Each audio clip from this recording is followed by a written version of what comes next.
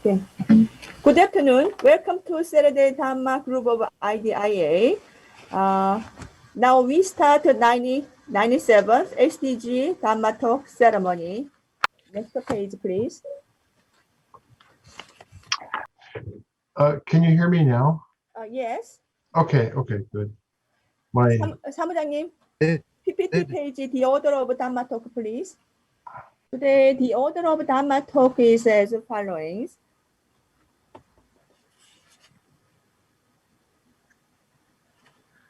Okay, and the next page, please.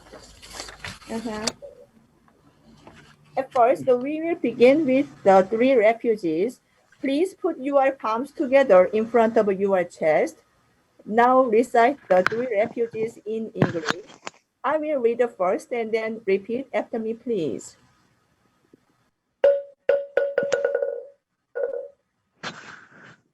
I take refuge in the Buddha. I take refuge in the Buddha. I take refuge in the Dhamma. I take refuge in the Dharma. I take refuge in the Sangha. I take refuge in the Sangha.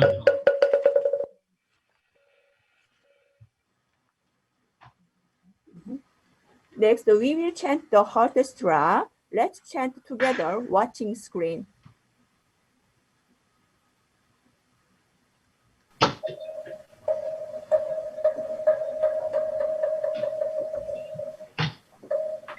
Amita mantra doble mantra vitse negate aragate tamasangate bodhisattva gate aragate tamasangate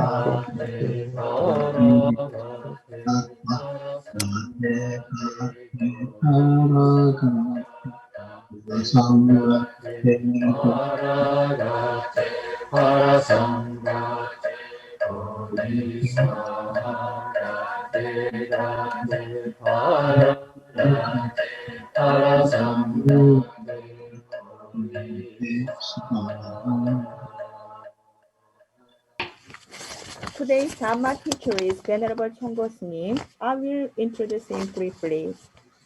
Venerable Chong Go Sunim was born in the United States and received a Bachelor of Science degree in psychology at the State University of Washington in 1991 and completed the coursework for a PhD in industrial organizational psychology. After meeting Son Master Daeheng, he left school and came to Korea in 1993, where he was ordained as a bhikkhu. He completed a master's degree in Buddhism at Dongguk University, writing his thesis on the letters of Son Master Hanmaum. Since 1999, he has worked with the Hanmaum International Cultural Center to translate the work of Son Master Daeheng. Sunim performs various monk duties such as giving Dharma talk and so on. In the next order, before Sunim begins his lecture, we will bow 3 times to show him our respect.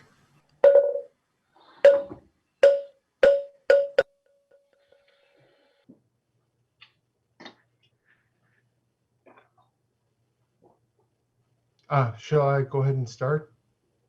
Yeah. Okay. All right. Thank you all for joining us here today. This is quite interesting. This is my first Zoom Bopé. But it's, I think this is going to be something really nice technology, because, just because everybody can join us, even if you're far away, it's hard to get to Seoul or hard to get to one place at a particular time.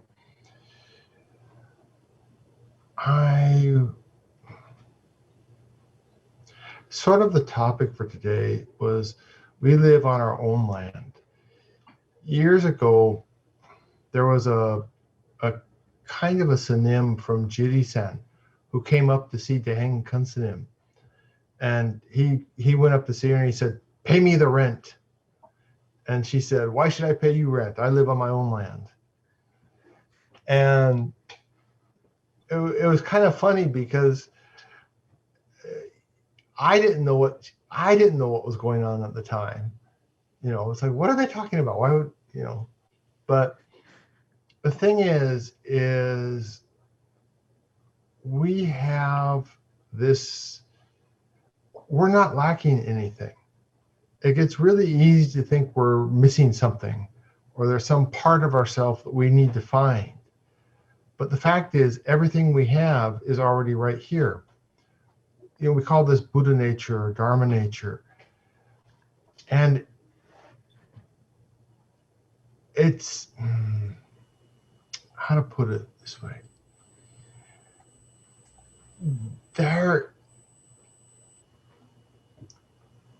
Everything is self-correcting. We don't have to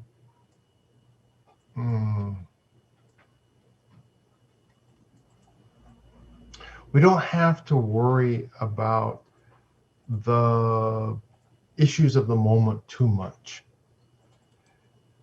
It gets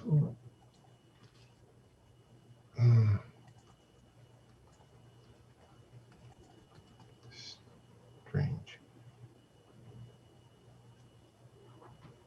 All the evolutionary power that has guided us for millions of years, this guides us for billions of years probably, is this Buddha nature we have.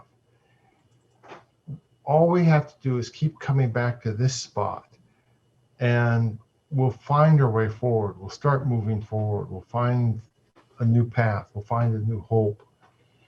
If you're not happy with the way things are going, ask inside and trust inside. Where do I go from here? How do I do this?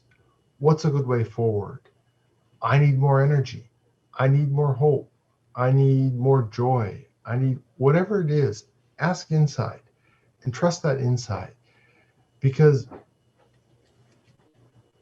we, in a sense, we are Tathagata. We are Yore. Yore means everything working together as one. It's as one mind. This functioning of the whole. And there's nothing outside of that, right?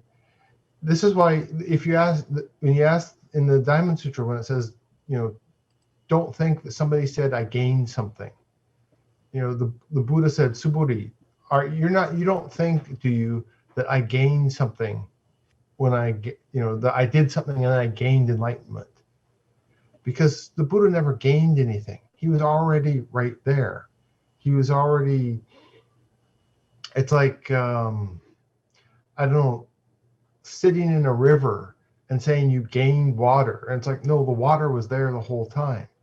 Everything you need to find your way forward is there right now. That's the thing about maybe I don't. If somebody says, "Oh, you have to follow me and I will save you. You have to follow me and I'll show you the way. You have to believe in me and then I'll help you, or then you'll be helped." There's some problems there. I don't want to say they're cheating you, but they may be misguided, because everything every great teacher, whether Buddhist or Christian or anybody, does is not to make followers, right? It's not to get people to come follow me. It's to help you find your own light. It's to help draw out the light that's already within you. Am I speaking too fast? Yes, no. Okay, so speed is okay. Sometimes I forget and I just get going. So if I'm going too fast, just go Sunim.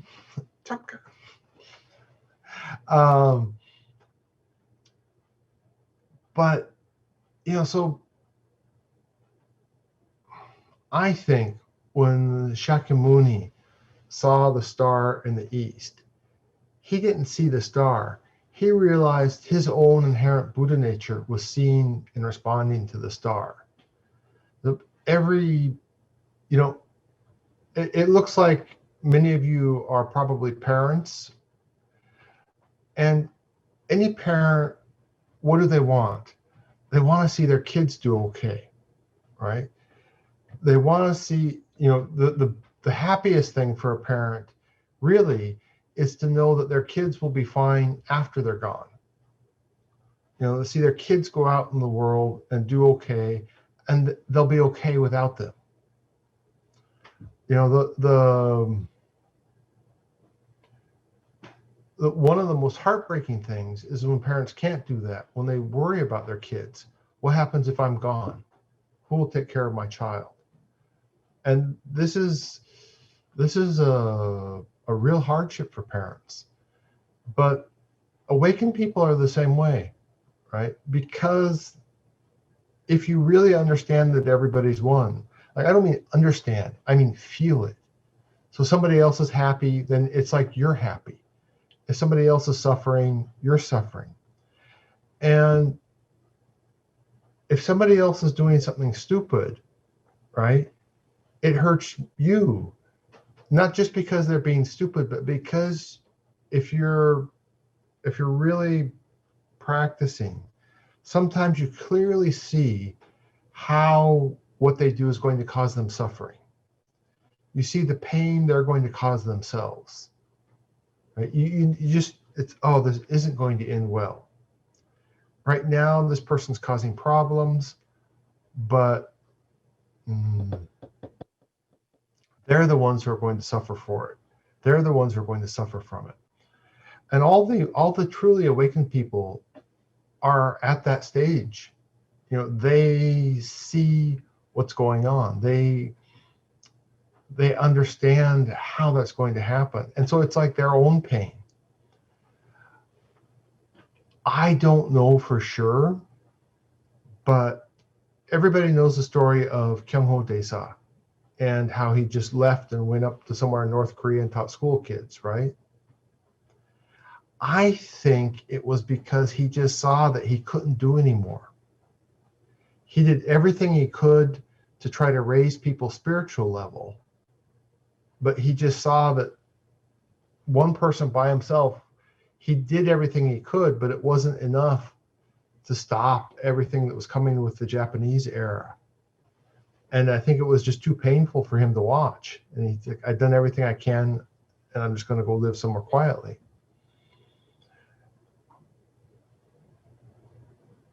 You know, how do we evolve? How do we grow? This is probably the most critical problem we face. You know, how do I move on from where I am now? Because if I don't try to evolve, if I don't try to grow, I'm just going to repeat the same things over and over and over again, right? As you know, as hard as things were in this life, it'd be nice not to do the same stupid things over again, right? It'd be nice not to make the same mistakes over again. And how do I do that? If I don't change my habits, if I don't learn to see things in new ways, then there's a pretty good risk that that's going to happen. I mean, obviously, just because I've been through things one more time, I see them differently, and hopefully I've learned a little bit of wisdom. Hopefully I've learned a little bit how to react better. But you know, it's always hard to, you can't repeat things because the circumstances don't repeat. Right now, we're pretty lucky. We live in a pretty good era, frankly speaking. I mean, there's tough things, and you know, in different places things are really tough. But for the most part, this is an incredibly rich era. era, E-R-A. This is an incredibly prosperous era where you don't, if I think about North America and the American Indians, one of the things that was going on there was people were always hungry. And if they had a crop failure, if they had a fire, or if they had some disaster, then they had two choices: starve to death during the winter, or go steal somebody else's food. That's the only choice they had. And if they stole somebody else's food, those people were going to starve to death during the winter. But it was like, my children are going to starve, or I try to steal their food. And just because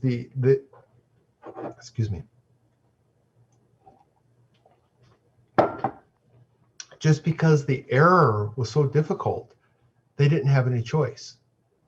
Right now, because we're so fortunate with the relative prosperity of this era, none of us are pushed into choices like that. I mean, many of you, I was looking at pictures of Korea from maybe 45 years ago, and there were just somebody had taken pictures of kids, and all the kids were really cute, but you could see that they were, a lot of them were pretty poor.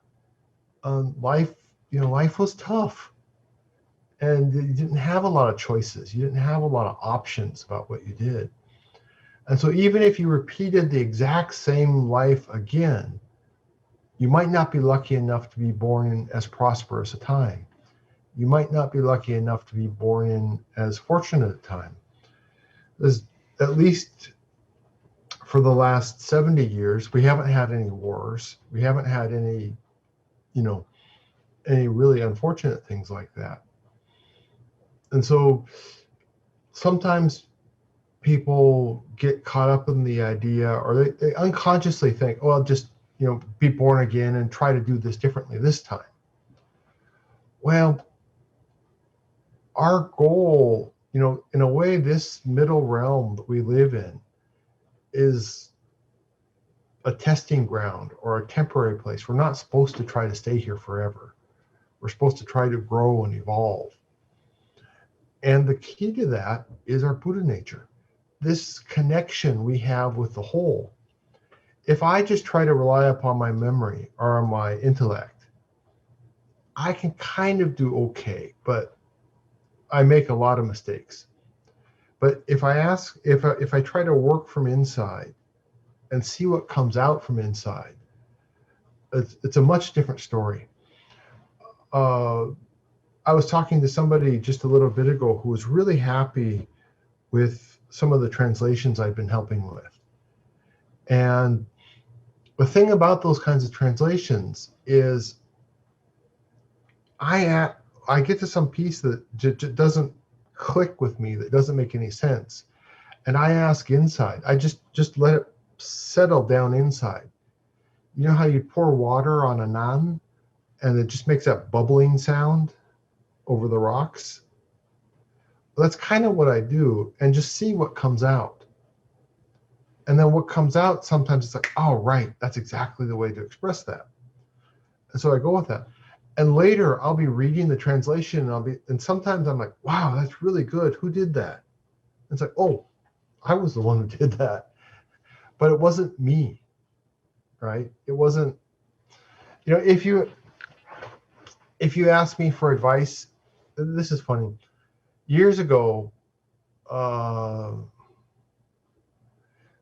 friend of mine asked me for advice during the IMF crisis. He had to go back to England, and he asked me for advice about when the best time, how to change money, and doing this stuff. And he had his own ideas, but like every idea I had was terrible. Everything about money was it was bad. The more, if I was trying to accumulate money or give financial advice, generally everything I think of is terrible. Everything that's coming from my intellect is just like bad advice. you know, if I was trying to buy stocks or sell stocks, I'd be bankrupt instantly. The best thing I could do would be just to randomly buy stuff and forget about it. That's the only way I would ever make any money. If I tried to rely upon my intellect for any of that stuff, I'd be just, you know, pasan, budo, chak, instantly. It just doesn't happen for me. But when we do translations, when we do spiritual work, when it comes from inside here, then it makes this, because it makes this connection with the whole. When I tried to give my friends advice about money, for the most part, it comes from my intellect, right? It's like one is a very small pot, and the other is the entire universe. We need to, the point of spiritual practice is getting in connection with this big pot, this whole universe, this giant energy. In my neighborhood here, excuse me. In my neighborhood here, we have, what do you call them? English, I guess, wild cats. Just 야생 고양이, right? What is 야생 고양이 in English? Feral cats, maybe? But, you know, they just kind of wander through our neighborhood, and sometimes they get in fights with the local dogs and stuff like that. But there was one, I haven't seen her for a while. There was one mother cat who I saw her wandering around our house in the neighborhood and every once in a while. And I like cats, but I don't want to take care of one forever. And so I deliberately didn't feed them. But you know, after a while, of course, her belly was getting bigger and bigger and bigger and bigger. And then, you know, she was just a black cat. And then next time I saw her, there were like 5 or 6 kittens, little cats following her around. It was kind of okay. And they'd be up on the roof of this temple is basically a bhikkhuni temple. But there's a few monks who have assignments here, soim. And we stay in a house down just right behind that temple. And I could hear I'd hear the cats playing on the roof of our house. It's a flat roof, and you could hear them running around. And after a while, I realized there were only 4 kittens. And then after a while, there were only 3 kittens. And then there were only 2 kittens. And then there was just 1 kitten, and I didn't see mother. You know, this kitten was a little bigger, but she was obviously sick, and so I gave her some food. But you know, one of the things I was thinking of was, if you're a cat, how do you? Because it was a really sad life, right? They looked like they must have been hungry. I think probably either disease or starvation killed the other kittens. Probably both. And if you're born at that level, how do you get out of that level, right? How do you move from that level? Well, I mean, from a Buddhist perspective, from the perspective of a Buddha, is there a huge difference between us and cats? I mean, there is, but at some point we were a cat, but how do you move on from that level? And the only thing you can do, whether you're a person or you're a cat, is to trust this Buddha nature inside of us. Keep trying to ask inwardly. Keep trying to get in touch with that. Keep trying to entrust everything that's going on with us there. And trust this energy of everything. Trust this energy of, in Korean we say bopge, right? I don't know how to translate bopge into English. I hate all the options. None of them work, but this energy of the whole, keep trusting that, trying to get in touch with that, and find the best path forward in a particular set of circumstances. Because if I rely on my intellect, I've learned things in school and I've learned things at in society, and I say, oh, you have to do it this way. But that's not necessarily the best way, right? For me, that might be a terrible way. And so, but you have to, we all have to learn to trust this. We all learn to have to get in touch with this. And this is so important, because what we're doing is we're giving ourselves the tools, not just for this life, but for our next life. If we can get to know this inner light in this life, then even in our next life, the memory doesn't go away, right? So it's one of the, what do I want to say? It's like your guidepost. It's like your 제가 저 한국말로 하면 안 될까요? 왠지 저 한국말로 하면 더 쉬워요. Okay, English. It's like this light.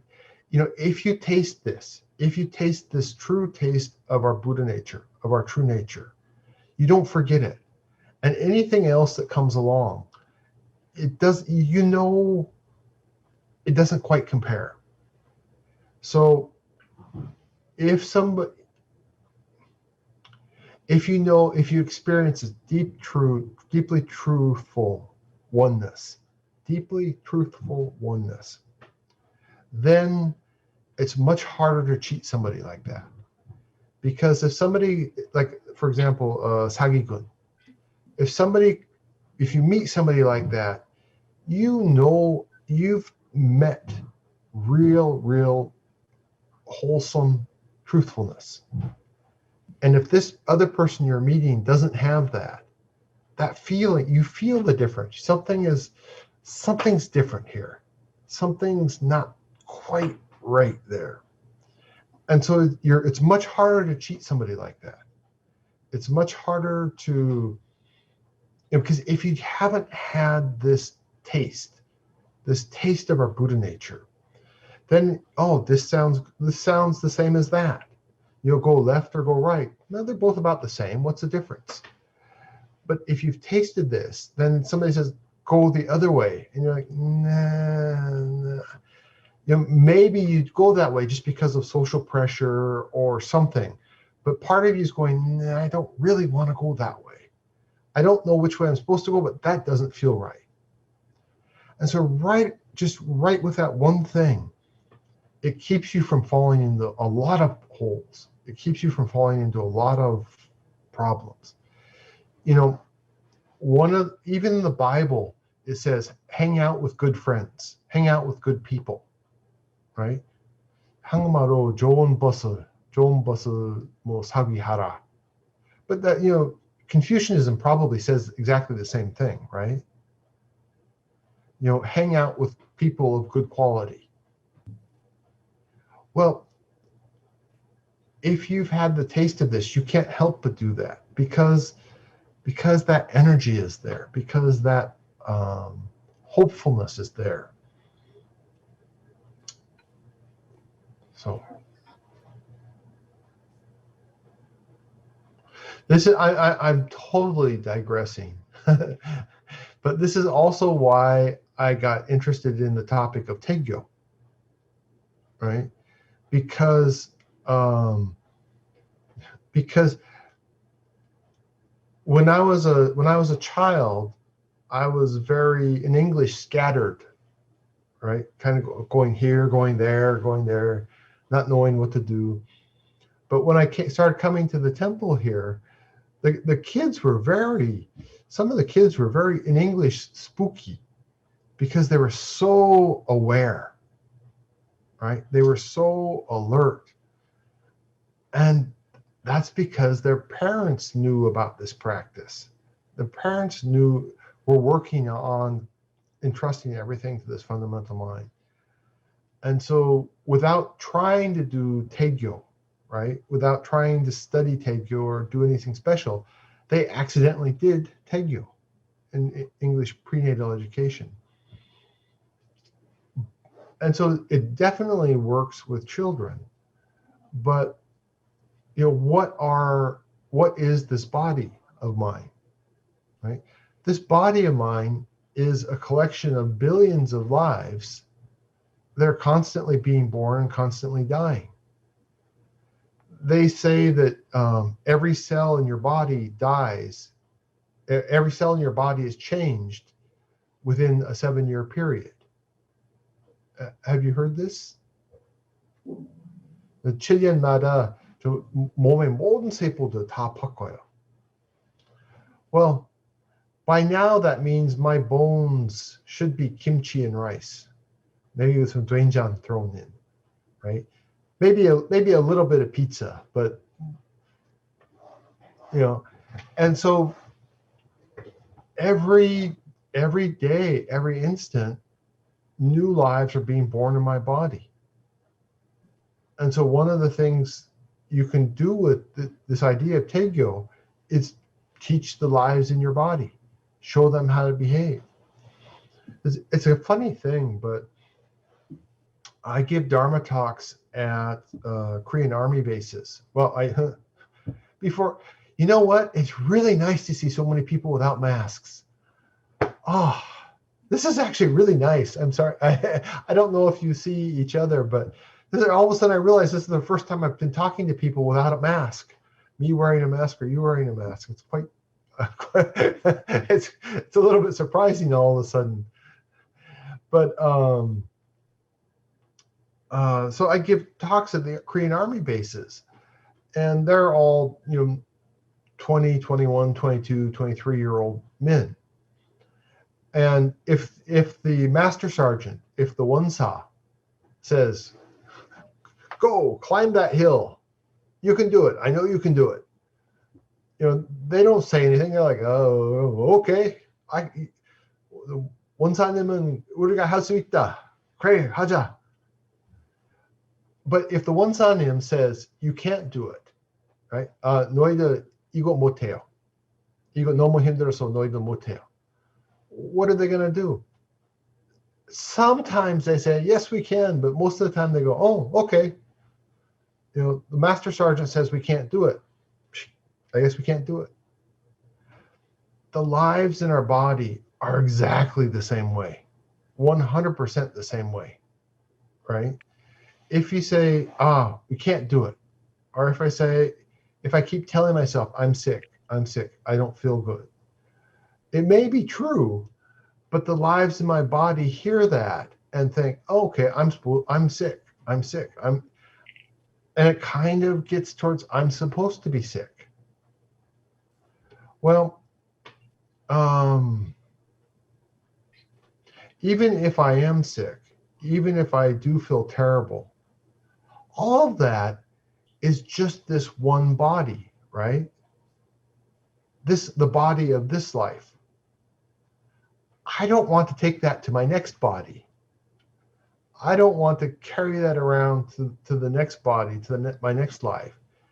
And so as much as possible, that's one of those things that we should try to let go of, right? Try not to input that too much. Because if we keep inputting that, it's like the Korean word I've heard is opshik. Have you heard of this word? Like karmic states of consciousness, like karmic echoes, just recordings of a certain sound. Instead of a true echo, yahoo, yahoo, it's this thought of, oh, I feel this way, I feel that way, being angry, being sad, and then later it just pops out. I think everybody can relate to it. All of a sudden, sometimes you feel angry, sometimes you feel sad, sometimes you don't feel good, and there's no obvious reason. And so sometimes if we feel angry or we feel sad, we look around for the reason. And if I feel angry, the habit is to look for the last person I talked to. I'm angry because of him or because of her. But when we really look at ourselves, a lot of times that's not the case. We're just like, irritable or something. And that's what a lot of these karmic echoes are. But if they come out and we let them go again without reacting to them, it's like recording over an old recording. It looks like we're all old enough to remember cassette tapes, right?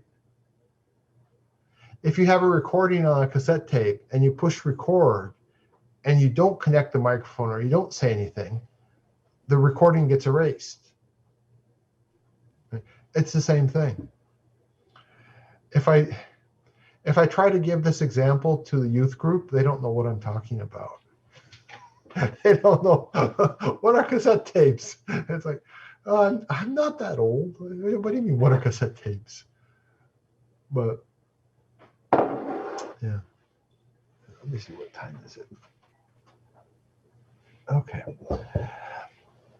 So the way to change ourselves, the way to move forward, is to take whatever comes and entrust it to this energy, entrust it to this foundation. This is what the old practice of Banghachak did, the same thing. And if you really practiced with a wadu, it would take you to the same place. But these days, of course, wadu practice is a lot more difficult for people, just because of time, and there are a lot less. What's the word? Sunsuhada. English is sometimes sunsuhada is translated as naive, but I don't know. I haven't found a good word. It's not really naive, but uneducated, maybe. But anyway. So, yeah, the other thing that occurs to me is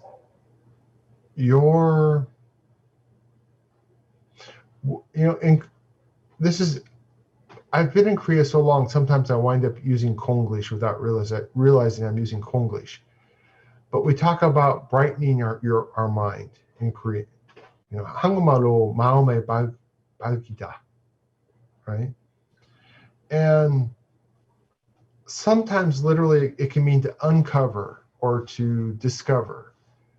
But I like the literal translation, to brighten your mind, bring forth this inner light. And the thing about this is that when you brighten your mind, even though you don't do anything else in society, just you going around society, you meeting people, you walking down the sidewalk, your bright mind reminds other people of that they have this within them. Even if they don't know it, something, when they meet you, when they walk by you on the sidewalk, that bright mind reminds them, oh, wait a minute, there's something I like about that. There's something attractive about that. There's something I want that for myself. And so just not doing anything at all, you're doing pogyo, right? If you brighten your own mind, if you brighten your own heart, if you work at bringing forth this inner light of yourselves, it's the best example you can do. Rather than trying to tell people, force people to do something or tell them too much, just being bright. Just people are like naturally, oh, I want to be like that too. Probably the very last people who will ask you, how can I be like that, are probably your own kids, right? I've seen kids never realize how awesome their parents are. It's only much later they're like, oh yeah, why was mom like that? Why was dad like that? I wonder, for whatever reason, the closer you are, the more likely you are to take it for granted. But other people will sense this light.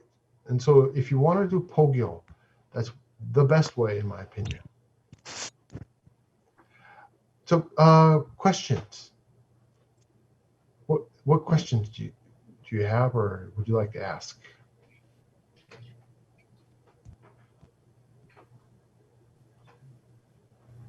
Do you mean having time, like a Q&A time, you mean? Absolutely.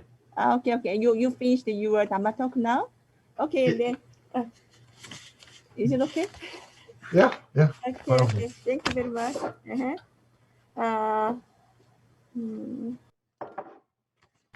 Next, we have a Q&A session.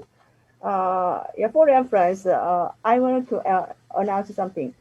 There were many people last time who asked questions in Korean through the chat window last time.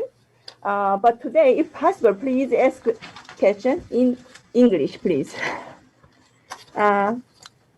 Okay. If anybody have any question, please raise your hand or leave questions on chat window in English, please.